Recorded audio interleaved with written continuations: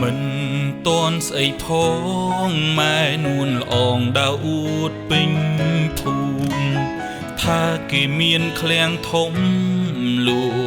ឡាននឹងម្ដុំផ្សារថ្មីចាប់ផ្ដើមងើ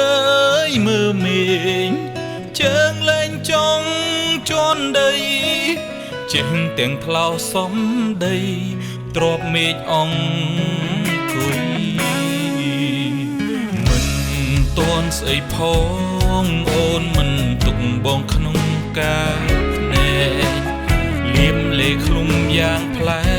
កត្រៀមធ្វើអ្នកមានមែនទេពេលអូនឃើ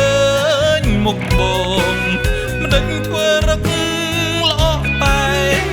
ឬចង់ជំរូក្លិនស្រែតាំងពីអីលើ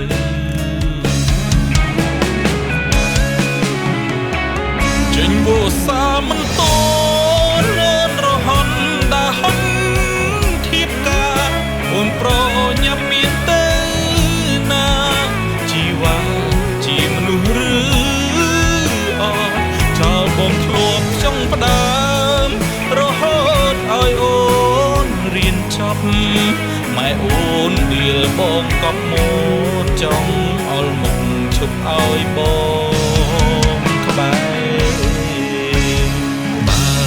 បានខ្ពង់ខ្ពស់អូនគួរអើមើលក្រោមផងមើលផ្ទះម៉ែនួនល្អងចិត្តដួលរៀបដល់ដីហើយសង់ផ្ទះឲ្យថ្មីទៅទុកគ្រាន់គាត់អួតជាតិក្រោយយើងល្អងកទៅហើយចប់សពគ្រប់ចុះ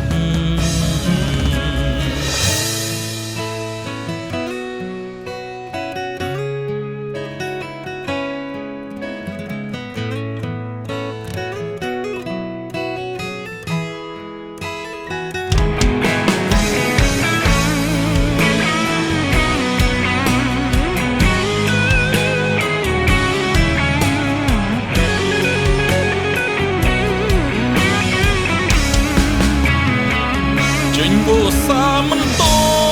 នរហ័នដាហន់ធៀបការអូនប្រញាប់មានទៅណាជីវ៉ាជាមនុស្សឬអចោលបងធ្លាប់ចង់ផ្ដើមរហូតឲ្យអូនរៀនចប់ម៉ែអូនដៀលបងកប់មកចង់អល់មុខឈប់ឲ្យបងក្បែរ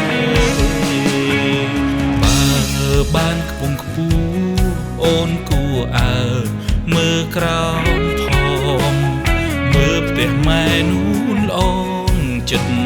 ដួលរៀបដល់ដីហើយសង់ផ្ទះឲ្យថ្មីទៅទុកគ្រាន់គាត់អួតជាតិក្រោយយើងល្អងកទៅហើយចប់សពគ្រប់ចុះបានខ្ពង់ខ្ពស់អូនគួរអើមើលក្រោមផង